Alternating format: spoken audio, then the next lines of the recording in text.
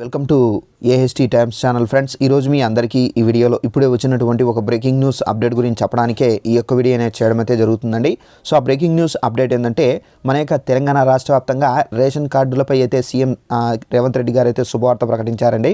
అయితే ఆ శుభవార్త ఏంటి, దానికి సంబంధించిన పూర్తి వివరాలు తెలియజేస్తాను. సో వీడియోని స్కిప్ చేయకుండా లాస్ట్ వరకు చూసి తెలుసుకోండి.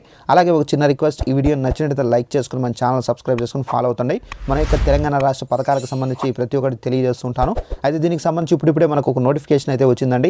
ఒకసారి ఆ నోటిఫికేషన్ చూపించి మీకు క్లారిటీగా ఎక్స్ప్లెయిన్ అయితే చేస్తానండి. ఇదండి నోటిఫికేషన్. అయితే తెలంగాణ రాష్ట్ర వ్యాప్తంగా రేషన్ కార్డులపై అయితే ఇక్కడ ప్రభుత్వం అయితే శుభవార్త ప్రకటించడం అయితే జరిగింది. అయితే ఆ శుభవార్త ఏంటంటే కొత్త రేషన్ కార్డులపై కీలక ప్రకటన. తెలంగాణ రాష్ట్ర వ్యాప్తంగా కొత్త రేషన్ కార్డులపై మనకు డిసెంబర్ 28 నుండి దరఖాస్తులు స్వీకరిస్తామని చెప్పేసి మంత్రి ఉత్తమ్ కుమార్ రెడ్డి గారు అయితే ప్రకటించారు. ఇప్పటికే మనకు ఉన్న కార్డుల్లో మార్పులు చేర్పులు తప్పులు సరిచేసుకునేందుకు ప్రతి ఊళ్ళో గ్రామ సభ నిర్వహిస్తున్నామన్నారు. సో గ్రామ సభల్లో పెన్షన్లు, ఇళ్ల మంజూరు, అలాగే రేషన్ కార్డులకు సంబంధించి లబ్ధిదారులను ఎంపిక చేస్తున్నామన్నారు.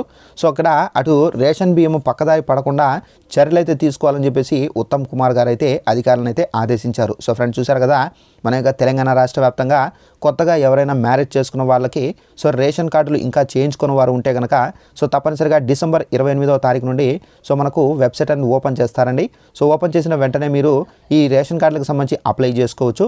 అలాగే ఏమైనా మీకు పెన్షన్లకు సంబంధించి కానివ్వండి, అలాగే ఇళ్ల మంజూరుకు సంబంధించి కానివ్వండి, అలాగే ఏదైనా మీకు ఏదైనా అన్యాయం జరిగి ఉండి అంటే మీకు అందకపోయి ఉంటే కనుక సో తప్పనిసరిగా మీకు గ్రామ సభల్లో అయితే సో ఇవైతే పెట్టారు కాబట్టి గ్రామ సభల్లో అయితే నిర్వహిస్తున్నారు. సో ఆ సభల్లో మీరు ఈ అర్జీలు అనేది ఇవ్వచ్చండి. సో దాన్ని బట్టి వాళ్ళు అధికారులు యాక్షన్ తీసుకొని మీకు వచ్చే విధంగా అయితే చేస్తారండి. అలాగే చాలామంది ఏంటంటే రేషన్ బియ్యం అయితే సో మనకు రేషన్ షాపుల్లో వేసినా కానీ ఆ బియ్యాన్ని అయితే అమ్ముకుంటున్నారు. అలాంటి జరగకుండా కూడా అధికారులు అయితే చర్యలు అయితే తీసుకోవాలని చెప్పేసి కూడా అయితే ఇక్కడ మనకు ఉత్తమ్ కుమార్ గారు అయితే ఆదేశించారు. సో ఇదండి మనకు ఉన్నటువంటి లేటెస్ట్ ఇన్ఫర్మేషన్. ఈ వీడియో నచ్చినట్లయితే లైక్ చేసుకుని మన ఛానల్ సబ్స్క్రైబ్ చేసుకుని ఫాలో అవుతండి.